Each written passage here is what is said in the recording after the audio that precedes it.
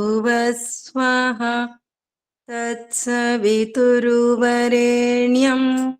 భర్గో దేవస్య ధీమహి ధియో యో న ప్రచోదయాత్.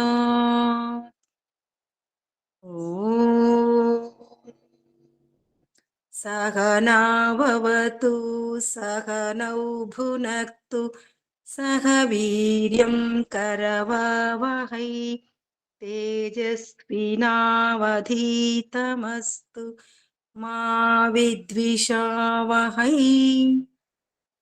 ఓం అసతో మా సద్గమయ తమసో మా జ్యోతిర్గమయ మృత్యోర్మా అమృతంగమయ.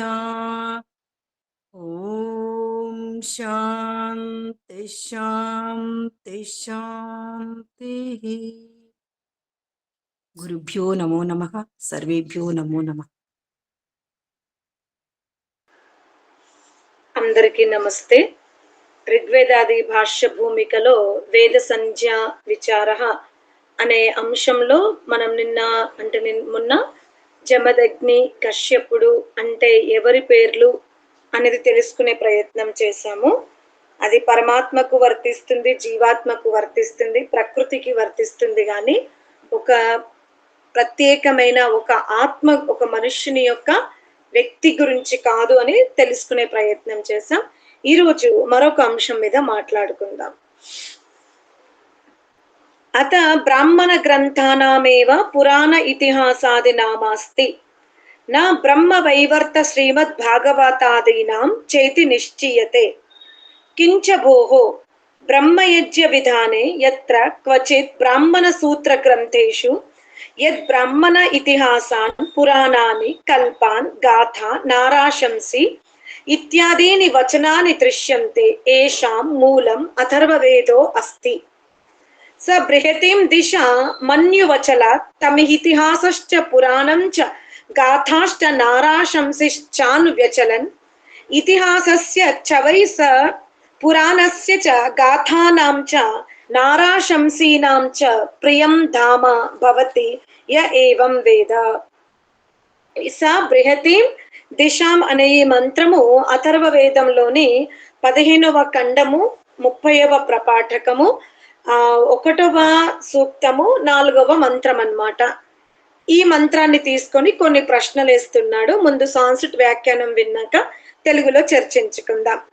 అత బ్రాహ్మణ గ్రంథేభ్యో భిన్న భాగవతాదాయో గ్రంథ ఇతిహాసాది సంజయ కుతో న గృహ్యతే మైవం వాచిః ఏతైః ప్రమాణైః బ్రాహ్మణ గ్రంథానామేవ గ్రహణం జాయతే శ్రీమద్ భాగవతాదీనామితి కుతః బ్రాహ్మణ గ్రంథేషు ఇతిహాసాదీనం అంతర్భావాత్ తత్ర దేవాసురాః సంయత్త ఆసాన్ ఇత్యాదయ ఇతిహాస గ్రాహ్యాః సదేవ సౌమ్యేదగ్రమాసీత్ ఏకమేవ అద్వితీయం ఆత్మావ ఇదమేవాగ్ర ఆసిన్యాన్యత్ కించన మిషత్ అపోహ వా ఇదమగ్రే సలిలం మేవాస ఇదం వా అగ్రే నైవ కించిదాసీత్ ఇత్యాదీని జగతః పూర్వవస్థా కథన పూర్వకాని వచనాని బ్రాహ్మణంతర్గతాన్యేవ పురాణాని గ్రాహ్యాని కల్పా మంత్రార్థ సామర్థ్య ప్రకాశకాః తద్యథా ఈశే త్వోర్జే త్వా వృష్టే తదాహ యదా హ్యేషేత్యే ఉత్యూర్జే త్వేతి యా వృష్టో దూరగ్రసో జాయతే తస్మై తదాహ సవితా వై దేవానాం ప్రసవితా సవిత్రి ప్రసూతాః ఇత్యాదయో గ్రాహ్యాః యథా శతపథ బ్రాహ్మణే యాజ్ఞవల్క జనక సంవాదో గార్గీ మైత్రేయాదీనాం పరస్పరం ప్రశ్నోత్తర కథనయుక్తా సంతీతి నారాశంసచ్చ అత్రాకు యాస్యాచార్యః నారాశంసో యజ్ఞ ఇతి కథక్యః నరా అస్మిన్ ఆసీనాః శంసం త్వగ్నిరితి శాకిపురపునైర్ నరైః ప్రశస్యో భవతి నృణాం యత్ర ప్రశంసాః నృభిర్యత్ర ప్రశస్యతే తా బ్రాహ్మణ నిరుక్తాది అంతర్గత కథాః నారాశంసో గ్రాహ్యాః నాతో అన్యా ఇతి కించ తేషు తేషు వచనేషు అపీదమేవ ధ్యాయతే యత్ యస్మాత్ బ్రాహ్మణాన్ ఇతి సంజి పదం ఇతిహాసాదిస్త్రేషాం సంజేతి తద్యత బ్రాహ్మణాన్ ఇతిహాసాన్ జానీయాత్ పురాణాని కల్పాని గాథా నారాశంసశ్చేతి. ఇది కొంచెం ఏదైతే గురుకులాలలో చదువుకుంటారో బ్రాహ్మణ వాళ్ళు శిక్ష శాస్త్రం చదువుతారు, ఒక పద్ధతిగా చదువుతారో వాళ్ళకైతే ఇది చాలా ఉపయోగపడుతుంది. కానీ మనం కూడా లోకములో ఉంటాము, మరి మన జ్ఞానం వికసింపబడినప్పుడే మనము గురుకుల విద్యని గౌరవించగలుగుతాం. అందుకనే ఈ పదాలు కొత్తగా ఉన్నా కూడా మనం వినాల్సిందే. ఎందుకంటే ఆత్మ ఎప్పుడు శరీరాలని పరిణతి చెందుతూ ఉంటుంది, ఆత్మ మారుస్తూ ఉంటుంది. ఎప్పుడో ఒకసారి ఆత్మకు ఈ జ్ఞానం అవసరమే. అందుకే ఇక్కడ మనం తెలుసుకోవాల్సింది ఏమిటి అంటే, ఎలా త్రాయుషం జమదగ్నే కశ్యపస్య, జమదగ్ని కశ్యప అనే శబ్దాలని మోక్షమూలర్ లాంటి విద్వాంసులు తర్వాత మధ్వాచార్యుడు వీళ్ళందరూ ఎలా పెడార్థాలు తీశారో అలాగే కొన్ని మంత్రాలకు కూడా ఎక్కడెక్కడ ఇలా కొన్ని పదాలు వస్తాయో మరి ఆ పదాలకు అక్కడ ఏమిటి అర్థము అని మరొక ప్రశ్నిస్తున్నారు. దానికి దయానందుల వారు చెప్తున్నారు, ఈ కారణము వలన బ్రాహ్మణ గ్రంథములకే ఇతిహాసాది నామములని ఎరగవలయును. ఏదైతే వేదముల తర్వాత రాయబడిన గ్రంథాలు ఉన్నాయో అవి వ్యక్తి రాశాడు, అందులో ఆ సమయంలో ఉన్న రాజు గురించి కానీ ఒక గ్రామం గురించి కానీ చర్చ వస్తదేమో, కానీ వేదముల యందు మాత్రం ఆ చర్చ రావడానికి వీలు లేదు. ఇంకోటి మనం తెలుసుకోవాల్సింది ఏమిటి అంటే, ఈ 4 వేదాలని మాత్రమే పరమాత్ముడు ఉపదేశిస్తాడు. ఏవైతే దర్శన శాస్త్రాలు ఉన్నాయో, శిక్ష కల్ప వ్యాకరణం ఉందో, అనగా ప్రతి సృష్టిలో వీటిలో మార్పు వచ్చే అవకాశం ఉంది అని మీరు గమనించాలి. కేవలం 4 వేదాలలోనే ఏ సృష్టిలో కూడా మార్పు ఉండదు. కానీ మిగతా ఏవైతే ఋషులు ఉన్నారో వాళ్ళు ఏవైతే సాహిత్యం రాశారో అవన్నీ ఏమవుతాయి, మార్పు కనబడొచ్చు. ఇది మనం తెలుసుకోవాలి. అర్థమైందా? ఇప్పుడు ఈ యుగములో మనం ఇప్పుడే కాదు, ఈ యుగాంతం అనగా ఈ సృష్టి పర్యంతము రాముడి యొక్క చరిత్ర, కృష్ణుడి యొక్క చరిత్ర ఇలాగే పూజింపబడచ్చు, లేకపోతే వేదముల వైపు వెళ్ళి ఆ చరిత్ర చెప్పుకోవచ్చు. ఇలా మార్పు ఉండొచ్చు. కానీ ఈ రాముడు స్టోరీ, ఈ కృష్ణుడి స్టోరీ, ఈ శివుడు స్టోరీ మరొక సృష్టిలో ఉండొచ్చు, ఉండకపోవచ్చు. ఉండొచ్చా? ఉండదు, ఉండదు. అర్థమైందా? ఇంకా 7 మన్వంతరాలు హిందువులు దీన్ని ముందు తీసుకెళ్తారేమో. ఈ సృష్టి వరకే రాముడి యొక్క చరిత్ర పరిమితం. మరొక సృష్టిలో రాముడి యొక్క చరిత్ర ఎందుకు వెళ్ళదు? అప్పుడు ఆయనది ఉండదు కాబట్టి, ఒక్క 4 వేదాలు మాత్రమే ఎప్పుడు ఉంటాయి, ఇవన్నీ ఉండవు కాబట్టి. భగవంతుడి ఇచ్చిన ఉపదేశము, ఇవి వీరి కల్పితాలు కాబట్టి. ఎందుకంటే ఈ సృష్టి వరకైతే జీవుడు స్వతంత్రుడు, ఎవరినైనా రక్షించుకోవచ్చు, ఎవరినైనా పూజించవచ్చు. కానీ ప్రళయ అవస్థలో జీవుడికి అంత సామర్థ్యం ఉండదు. కనుక మరొక సృష్టిని రచించినప్పుడు పరమాత్ముడు వేదములనే ప్రతిపాదిస్తాడు. మళ్ళీ అక్కడ జీవుడు నైమిత్తిక జ్ఞానము ద్వారా జ్ఞానాన్ని వృద్ధి సంపాదించుకోవాలి. ఎందుకంటే ఈ జన్మకు లభించిన జ్ఞానం మళ్ళీ మరొక జన్మలో అది వికసింపబడాలి అంటే ఏమిటి? అక్కడ ఎవరుండాలి? ఇప్పుడు ఈ జన్మలో మనం ఏదైతే జ్ఞానాన్ని బీజ రూపంలో వేసుకున్నామో అది మరొక జన్మలో వికసింపబడాలి అంటే ఎవరు కావాలి మనకు? పరమాత్ముడే. గురువు అవసరం ఉంటుంది. గురువు దొరికిన తర్వాత మనం మన లోపల ఉన్న జ్ఞానాన్ని ఏం చేసుకుంటాం? ఇప్పుడు ఉదాహరణకు ఒక పెద్ద విశాలమైన ఆ ఏంటి ఎండిపోయిన కర్రల ఒక పెద్ద గుట్ట ఉంది. ఆ కర్రల్లో భస్మం అయ్యే గుణం ఉంది. కానీ అది భస్మం కావాలి అంటే ఏం రగిలిస్తాము? ఎంత పెద్ద ఆ కట్టెల పర్వతం ఉందో అంత పెద్ద కట్టెలు అంటిస్తామా, లేక చిన్న నిప్పు అంటిస్తామా? చిన్న నిప్పు అంటిస్తాం. నిప్పే అంటిస్తుంది. ఒక చిన్న రవ్వ వల్ల ఏమైపోతుంది? అంత మోతాదున ఉన్న కర్రలన్నీ కూడా కొన్ని గంటల్లో భస్మం భస్మమైపోతాయి. అలాగే మన ఆత్మలో జన్మ జన్మాంతరాల యొక్క సాధన ఉంది. కానీ ప్రతి జన్మకి మనం సిద్ధ పురుషులుగా పుట్టనంత వరకు ఏమవుతుంది? ఈ జ్ఞానము ఒకరి చేత వికసించబడుతుంది. ఉపదేశం వల్ల అంకురింపబడాల్సిందే. ఇప్పుడు అక్కడ సమితలు చాలా ఎండాకాలంతో ఎండిపోయి ఉన్నవి, కట్టెల మోపంతా. ఎండాకాలంలో దాన్ని ఎవ్వరు పట్టించుకోలేదు. వర్షాకాలం వచ్చేసింది. ఇప్పుడు ఏమైపోతుంది? ఆ కర్రలన్నీ ఏమైపోతాయి?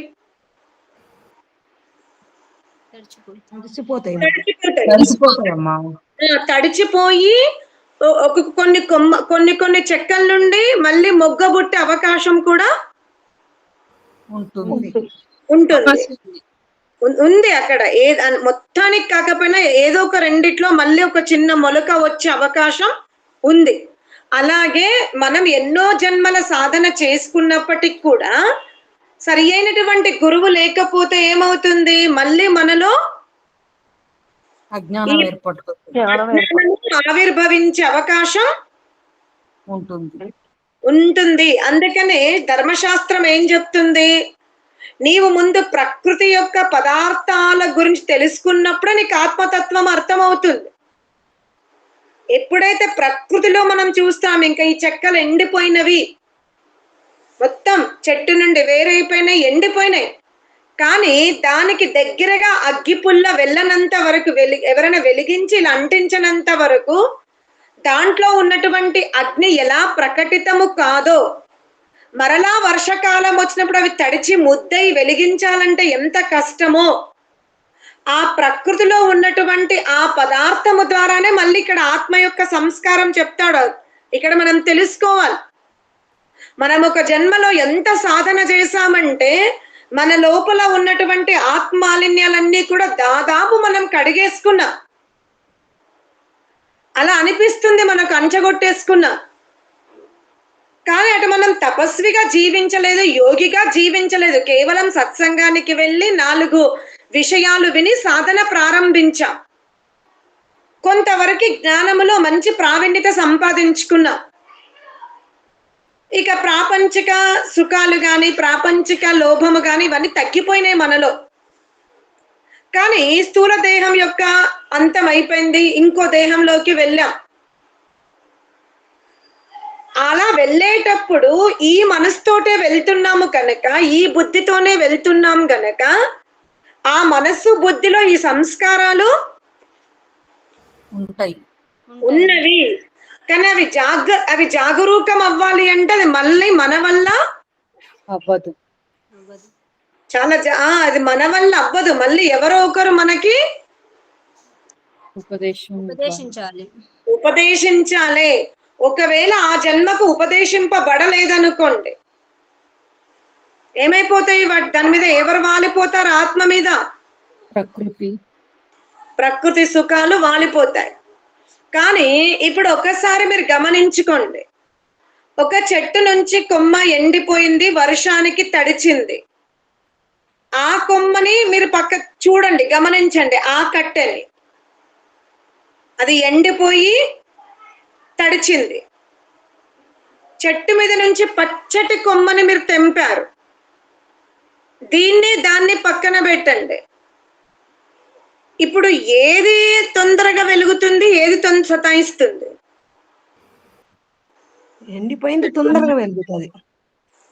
అది వర్షంలో తడిచినప్పటికి కూడా తొందరగా వెలుగుతుంది. మళ్ళీ మళ్ళీ మీరు సిద్ధాంతాన్ని ఇక్కడ చాలా జాగ్రత్తగా తీసుకోండి, భయపడకండి. ఇప్పుడు మీరు ఏమన్నారు, ఇప్పుడు ఒక చెట్టుది పచ్చ కొమ్మ అక్కడ పెట్టినాము, ఆల్రెడీ ఎప్పుడో ఎండిపోయి వర్షానికి తడిచింది, రెండు తడిచినవి. కానీ వెలిగించుకోవాలి అంటే మనకి ఏ కొమ్మ ఈజీగా ఉంది? ఎండిన కొమ్మ ఈజీగా ఉంటుంది. ఎండిన కొమ్మ ఈజీగా ఉంది. ఇప్పుడు సిద్ధాంతాన్ని మీ మీద నెమర వేసుకోండి. ఇది ఎందుకు ఎగ్జాంపుల్ ఇచ్చాను నేను ఇప్పుడు మీకు, ఇది ఎందుకు ఇచ్చాను ఇప్పుడు, ఈ రెండు ఉదాహరణలు మీ ముందు ఎందుకు పెట్టాను నేను? ఆల్రెడీ మంచి సంస్కారాలు ఉన్న ఆత్మకి ఉపదేశం వల్ల ఇంకా బెటర్ గా అవుతారు. అసలు ఏం ఉపదేశం లేని వాళ్ళు ఇంకా కింద స్థాయిలో ఉంటారు. ఇక్కడ ఇంకొంచెం జాగ్రత్తగా చెప్పు. ఒక ఆత్మ పోయిన జన్మలో అంటే అంతకు ముందు జన్మల్లో తన సంస్కారాలను ఏం చేసుకుంది? శుద్ధి చేసుకుంది. కానీ మళ్ళీ ఒక జన్మలో చక్కటి గురువు లభించలే. అప్పుడు ఏమైంది? అది మళ్ళీ ప్రాపంచిక సుఖభోగాలలో పడిపోయింది. కానీ మళ్ళీ ఇంకో జన్మలో మంచి గురువు లభించినప్పుడు ఏమైపోతుంది? అజ్ఞానం తొలగిపోద్ది. ఈ సమితిని దృష్టిలో పెట్టుకొని మీరు దాన్ని, ఇప్పుడు నేను ఇచ్చిన రెండు చెట్టు కొమ్మల్ని దృష్టిలో పెట్టుకొని మీరు మీ జ్ఞానాన్ని వృద్ధి చేసుకోండి.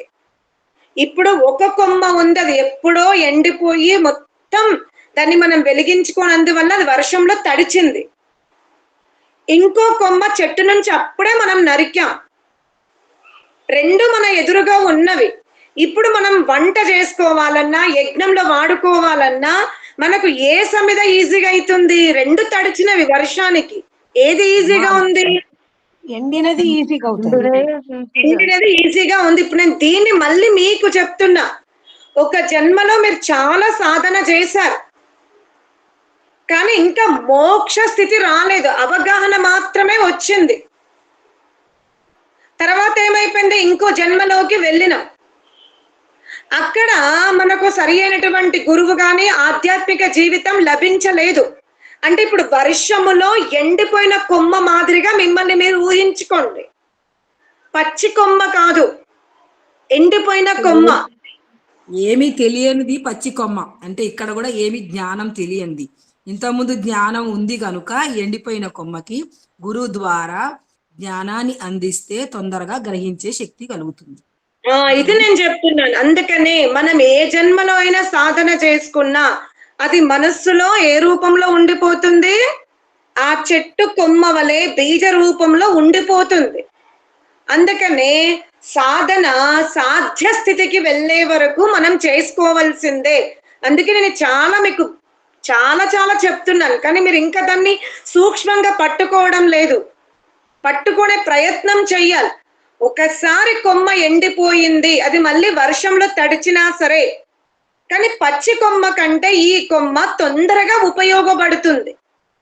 అలాగే ఒకసారి ఆత్మ సత్సంగము ద్వారా తనలో ఉన్నటువంటి మాలిన్యాలను జపము, తపము, ధ్యానము అనే భట్టిలో ఏ ఆత్మ అయితే తనను తాను శుద్ధి చేసుకుందో అటువంటి ఆత్మ మళ్ళీ ఏదో ఒక జన్మకైనా అది వెలుగుతుంది. జ్ఞానం అనే అగ్నితో ఆత్మ తనని తాను వెలిగించుకుంటుంది. కావున మనం ఎప్పుడు కూడా భయపడొద్దు. ఏమిటి, ఈ జన్మలో నాకు మోక్షం రాలేదు కాబట్టి నేను ఇంత సాధన చేసి వ్యర్థం అయిపోతుందేమో అన్న భ్రమ మనలో ఎప్పుడు కూడా ఉండకూడదు. అలానే ఇంకా నేను ఇంత సాధన చేసుకున్నాను కాబట్టి నెక్స్ట్ జన్మకి నా దారి ఇదే అని కూడా మనం అనుకోకూడదు. ఏం విజేతమ్మ మౌనం అయిపోయారు? సిద్ధాంతం కఠినం అనిపిస్తుందా? దూరంగా ఉన్నారా? అది పుష్ప బెంజవి కుట్టినే కష్టం అయితలేదమ్మా, నేను కొంచెం అటు ఇటు తిరిగినా. తిరుగుతావు. పుష్ప బెంజవి నే బోలి క్యూ బిజీ హై క్యా?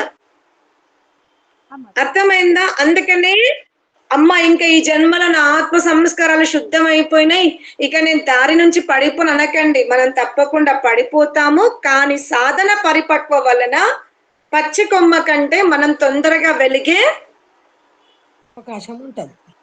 ఉంటాం. అవకాశం ఉంది. అందుకని ఇప్పుడు నేను ఏవైతే ఈ వ్యాకరణము ఇదంతా కఠినమే మనకి, ఇది మనకు అన్నం పెట్టదు, ఈశ్వర ఉపాసన కాదు. కానీ ఈ జ్ఞాన బీజాలు మనలో ఉంటే మనకు సంస్కృత సాహిత్యం మీద ఒక గ్రిప్ వస్తుంది. అందుకే వినవలసిందే. ఇక్కడ అనేక ప్రశ్నలు వేస్తున్నాడు. ఏమిటి, మీరు ఏదైతే బ్రాహ్మణ గ్రంథంలో ఇతిహాసం ఉంది అంటున్నారు, వేదమునందు ఇతిహాసం ఉండదంటున్నారో, మరి బ్రహ్మయజ్ఞమును విధించు స్థలములలో, బ్రాహ్మణ సూత్ర గ్రంథములలో బ్రాహ్మణము, ఇతిహాసము, పురాణము, కల్పము, గాథ, నారాశంసము మున్నగు పదములు కనబడుతున్నవి.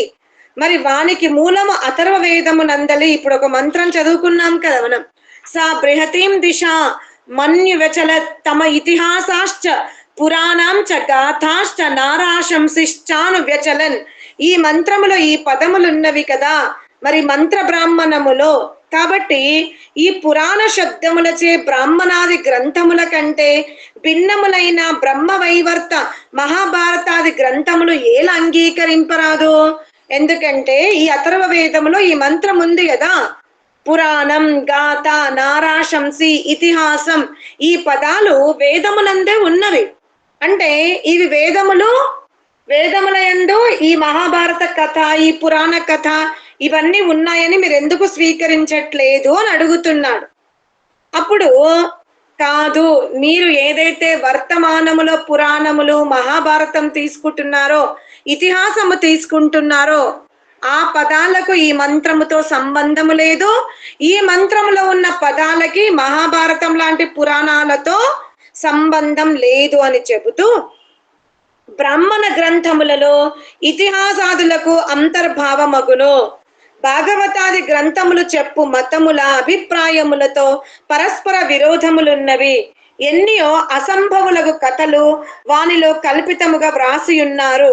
కావున వానిని ఇతిహాసములనియు పురాణములనియు ఎంచుట ఎవరికిని తగదు. ఇక శతపథాది బ్రాహ్మణ గ్రంథములందు దేవాసురాహ సంయత్త ఆసన్, విద్వాంసులు మూర్ఖులు పరస్పరం యుద్ధము చేయు సన్నద్ధులని ఇట్టి వాక్యములు ఇతిహాసమనబడును. సదేవ ఆత్మ వా ఇదం అపోహవా ఇదం వా మున్నగు చాందోగ్య ఐతరేయ శతపథాది గ్రంథవాక్యములందు జగత్పుత్పత్తికి మున్నగు విషయములు వర్ణింపబడినవి. ఇట్టి పురాణములు భాగములు పురాణములు అనబడవు. అలాగే ఇషేత్వోర్చే ఇట్టి వేదమంత్రములందు తెలుపు భాగములలో పదార్థ సామర్థ్యము చెప్పబడుట వలన అవి కల్పములు అనబడతవి.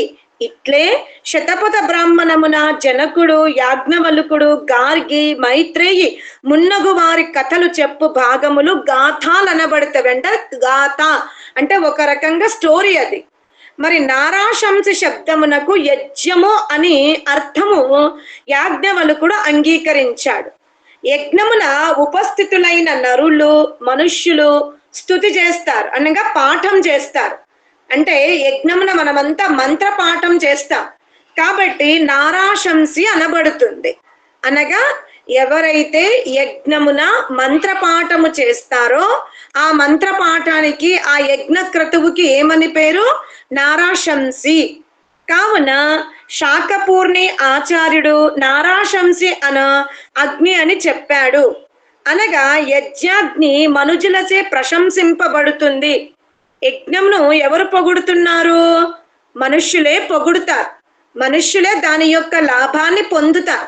మనుష్యులే దాన్ని రక్షిస్తారు. మనుష్యులే దాన్ని కాపాడుతారు. ఇక్కడ కూడా ఒక మానవీయ కర్తవ్యం చెప్పబడి ఉంది, కానీ ఒక వ్యక్తికి సంబంధించింది కాదు అంటున్నాడు. ఈ వాక్యమునందు బ్రాహ్మణ పదము సంధ్యా సంధి కలది. ఇతిహాసము సంధ్య. బ్రాహ్మణ గ్రంథములకు ఇతిహాసములు, పురాణములు, గాథలు, నారాశంసములని నామములు కలవని భావము. కావున బ్రాహ్మణములోని నిరుక్తాది గ్రంథములందు ఏ కథలు ఎట్లెట్లు వ్రాయబడినవో వానిచే ఇతిహాసాది పదములచే గ్రహింపవలయును, ఇతరములు కాదు. ఈ పదాలను తీసుకొని వ్యవహారికములో వాళ్ళు వాడుకున్నారు తప్ప అంత మాత్రాన భాగవతం గురించి, ఇతిహాసము గురించి, పురాణము గురించి వేదములో ఉంది అనడానికి వీలు లేదు. అర్థమైందా? అక్కడ అర్థం వేరుంది. అనగా ఇప్పుడు పరమాత్ముడు జీవాత్మకు ఒక ఉపదేశం ఇవ్వాలి. ఉపదేశం ఇవ్వాలనుకున్నప్పుడు మీరు చూడండి, స్వస్తి వాచన మంత్రములు స్వస్తి పంథామనుచరేమ అంటాడు. ఈ జీవాత్మ తల్లి గర్భము నుండి పరిపక్వమై బయటకు వస్తూ ఉంది. వచ్చినప్పుడు జీవాత్మ పరమాత్మునితో అంటుంది, నేను ఇప్పుడు ఒక నగరంలోకి వెళ్తున్నాను కదా, ఆ నగరంలో నేను ఎలా ఉండాలి, ఎవరిని అనుసరించాలి, ఎందుకంటే నీ చేత నేను గర్భమున ఉపదేశింపబడ్డాను, జ్ఞాని అయ్యాను. మరి ఇప్పుడు నేను శుద్ధ స్వరూపములో ఉండాలి అంటే నేను ఎవరిని అనుసరించాలి, ఎవరి వెనక నడవాలి అని జీవాత్మ పరమాత్మని అడుగుతుంది. అప్పుడు పరమాత్ముడు ఏం చెప్పాడు? స్వస్తి పంథామనుచరేమా, నువ్వు ఎవరిని అనుసరించకు, కేవలము శుభమైన సూర్య చంద్రాదుల్ని అనుసరిస్తే చాలు అంటాడు. ఇప్పుడు ఈ మానవుడు తన బుద్ధితో సూర్యునిలో ఉన్నటువంటి ప్రతి ఒక్క కోణము నుండి చూస్తాడు. సూర్యుడు ఏ విధముగా ఆ మురికి నీళ్లను కూడా పైకి లాగుతున్నాడు తన కిరణాల ద్వారా, కానీ ఆ మురికి సూర్యుని అంటుకోదు. వర్ష రూపంలో వచ్చి నీరు తిరిగి వచ్చినప్పుడు ఆ మురికి ఉండదు అక్కడ. అలాగే ఈ జీవుడు కూడా అజ్ఞానుల మధ్యలో ఉంటాడు, జీవనము గడుపుతాడు. కానీ ఈ శరీరాన్ని వదిలి రెండవ దేహంలోకి వెళ్ళినప్పుడు జీవుని స్థితి ఎలా ఉండాలి? ఈ లోకంలో ఉన్న మురికినంతా అంటించుకోవాలా, లేదా దాన్ని ఎక్కడ స్థగితం చేయాలా, అక్కడ చేయాలా? అజ్ఞానాన్ని వదిలేసి జ్ఞానంతో వెళ్ళాలి. అందుకనే పరమాత్ముడు సూర్యచంద్ర నక్షత్రాలను తీసుకుంటాడు. అలాగే గృహస్థ జీవితంలో స్త్రీని ఏదైతే పతికులమున ఎలా ఉండాలి అంటే ధ్రువమసి ద్యౌర్ధ్రువ పృథివీ ధ్రువ అంటాడు. ఓ స్త్రీ, నీవు నీ భర్త కులములో స్థిరముగా ఉండు. ఎంత స్థిరముగా? ద్యులోకం ఎలా స్థిరముగా ఉందో, అంతరిక్ష లోకం ఎలా స్థిరముగా ఉందో, పృథివీ లోకం ఎలా స్థిరముగా ఉందో, ఆకాశాన నక్షత్రములు ఎలా స్థిరముగా ఉన్నవో నీవు అలా స్థిరముగా ఉండు అంటాడు. కానీ లోకములు ఏం చేశారు? అరుంధతి ఆకాశంలో గల నక్షత్రం పేరు, వశిష్ఠుడు కూడా ఆకాశంలో గల నక్షత్రాల పేర్లది. లోకమున ఏం చేస్తారు? లోకమున ఒక రియల్ స్టోరీ పట్టుకొస్తారు కాదు, ఏం చెప్తారు అట్లా. కానీ పరమాత్ముడు ప్రతి సృష్టిలో ఈ నక్షత్రాలు ఉంటవి, ప్రతి సృష్టిలో ఈ ముల్లోకాలు ఉంటవి. కాబట్టి ఏదైతే శాశ్వతమైన సృష్టి ఉందో దాన్నే పరమాత్ముడు అనుసరించమంటాడు. కానీ ఈ మధ్యలో ఆదర్శ పురుషులు అది మీ వ్యక్తిగతం. అంతేగాని ఇప్పుడు ఈ యుగానికి రాముడు, కృష్ణుడు, దయానందుడు, బుద్ధుడు వీళ్ళు ఆదర్శ పురుషులు. కానీ మరొక సృష్టిలో కూడా వీళ్ళే ఉంటారు, వాళ్ళ జీవితము కూడా ఇలాగే స్ట్రగిల్ ఉంటుంది అనడానికి వీల్లేదు, ఉండరు. ఇంకో సృష్టిలో విజయం అనే ఆదర్శం అవ్వచ్చు ప్రపంచానికి.